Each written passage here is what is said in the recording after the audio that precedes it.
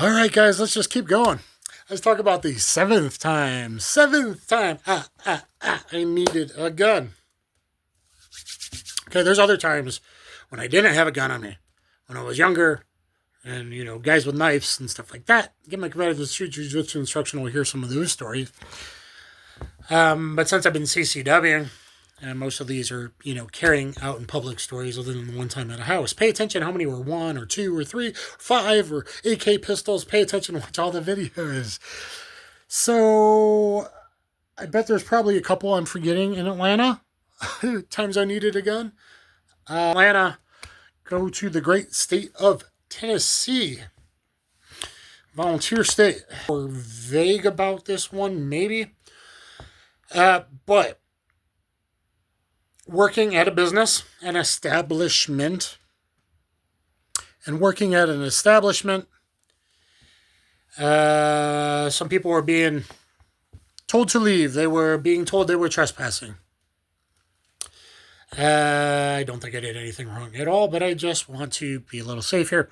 So anyway, trying to get said wrongdoers, said trespassers, to leave. Particularly one Hispanic guy in a pickup truck who would not leave. It's out in the parking lot now. He would not leave. And yelling, swearing, multiple people versus this guy who then finally starts to go, and then he hits the brakes again, and now he keeps getting in and out of his vehicle. And I'm like, oh, fuck. And I'm trying to tell others, get behind vehicles. Get behind vehicles. He's going to pull a gun out. Get behind the fucking I go behind the engine block. Get behind the engine blocks. And then he reaches back to the back cab part, and he's pulling out a long gun. And I think I was persuasive enough to make him leave. With my voice of Odin, I said, leave now! And I projected my force, and he left. So that's the story. But being aware and quick reactions, yet again, along with, what's that other thing I say? ABC, always be carrying. EDC, everyday carry, no matter where you are. No matter where you are.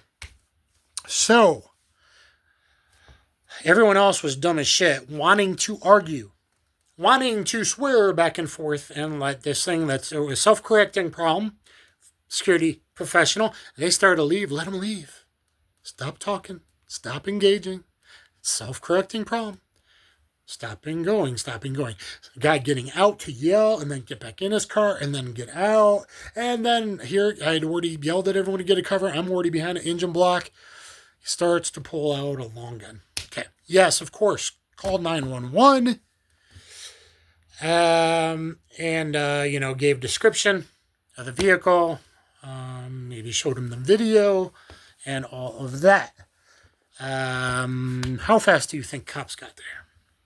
I believe it was an hour and 5 minutes. To a guy pulling a long gun out of a car, out of a truck, that was refusing to leave. I think it was an hour and 5, maybe longer. Okay, it was over an hour. And they're like, hey, man, yeah, I know this was, but sorry, we've been dealing with a guy that just got stabbed in the chest 2 miles away. So they've been dealing with a guy stabbed in the heart, or close to it anyway, I think.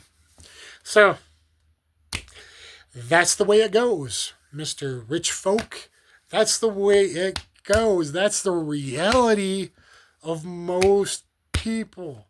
And I'm not even talking... This wasn't Chicago. This isn't even Atlanta. This isn't even really, it's kind of seedy area, but not even like the most downtown area of the not quite as big outside city I live now. There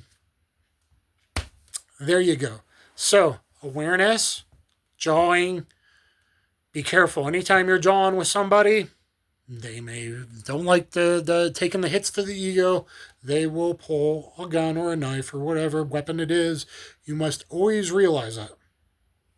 Try not to do, I'll fuck you up, I'll do this, I'll do that. That bravado, chest bump phase, smack talk phase.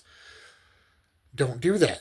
Fortunately, there's often assholes around you that may be doing that too. And when you have assholes around you doing that too, that further instigates the guy to not leave even though he partially was leaving and pull a fucking long gun out of his truck.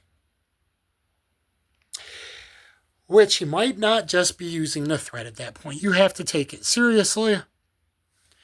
And again, if you're 2 seconds later, as he sees you drawing, his trigger finger then goes into fight or flight and starts fighting and shooting. And so maybe he was in his crazed out, drunken, high, whatever, thought he was just going to intimidate, as opposed to being able to go proactively or simultaneously in this time, as I see coming out of the vehicle, time where, yes, I would have legally been justified to see a car starting to go towards the one-way exit out and pulling, they got a long gun in their hand that's been discharged once or twice, and they got, a few slugs in their upper thoracic cavity. I'm going to say this is another time I'm glad I like at least a front night sight and a pistol. Not all of mine do. I'm getting so old, I rarely will be out at night. But this was at night. And at least having a front night sight, it lets you, and I'm starting to maybe carry red dots by the time this airs. Okay? Like I've been playing with them for 4 years. I've had stuff fail, batteries, the screws. Things are getting a little bit better. But having said that, having something you can find and then not worry about.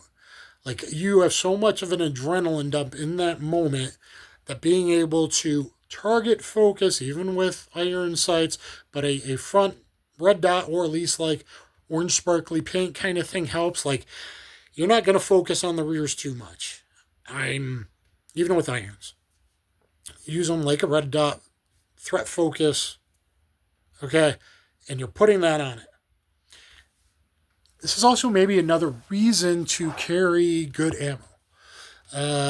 Probably in both of these I tend to like 124 plus PHSTs. Or 124 HSTs or punch is pretty good. But punch is a little softer lead. HSTs are really, really great. Gold dots might even be better for dealing with vehicles. Okay? But let me think how many times I've been around vehicles in my stories so far. First one, first story. Story number 1, first time I needed a gun. Playing do-si-do around the vehicle. Go and watch that video. Second time would have been inside my car shooting out had he turned around and I saw the light that was behind the vehicle, kind of in the street or across the street from the church.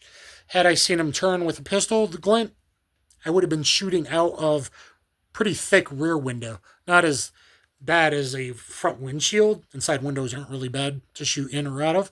But rear window, something to think of. Let me think. I didn't know I was going to throw this in. Next time you might want to look at the SUV. Kind of wouldn't have gone down that way. Except when I was on the porch eyeing with shotgun. Okay, but I mean, they started with guys in an SUV. Next time, carjackers, so in and around vehicles, they were getting out of a vehicle.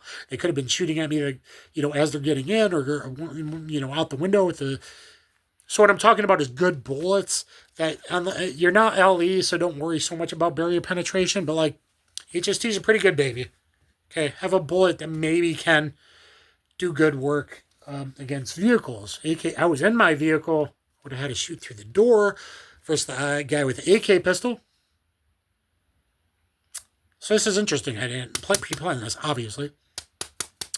And now we got a guy with a long gun in his truck, which he could have, oh shit, and been in a shootout. And then he might have, gone back in and hopped back out or used it as cover. The back cab, I forget how it opened. It might have been one of the half ones with the suicide doors. I think that's what it was. And, using that as cover at a pretty good distance, too. So I'll have to think about the distance one if red dots really matter. In this case, it was at a good distance. But at least having that night sight front helped.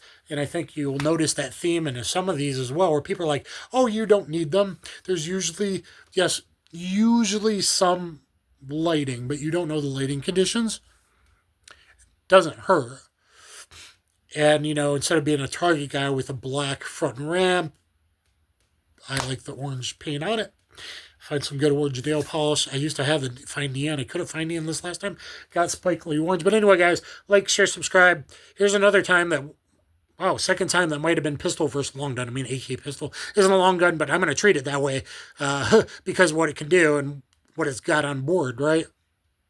So basically, the second story, where even though it was a solo guy versus a long gun, and that is just out of 7 stories so far. So like, share, subscribe. Hope you kind of learn from some of this. I know it's babbling in a little bit longer than they should be, but that's going through this story. And maybe we're learning some things. Have some capacity. Probably not a bad idea. Especially the more you live in a bad area. Having good projectile designs, like a gold dot, HST, something like that. Critical duty if you want. I'm not a big fan. Look at all my ballistics tests, my modern meat target testing. I think HSTs outperform critical duty and gold dots even more so if you're worried about vehicles. And 40 over 9mm, 40 gold dots if you're worried about vehicles. But HSTs kind of do the best of everything. And if you can't afford them, punch is still probably pretty good, though there's not a lot of barrier testing. Thanks. Kaboom.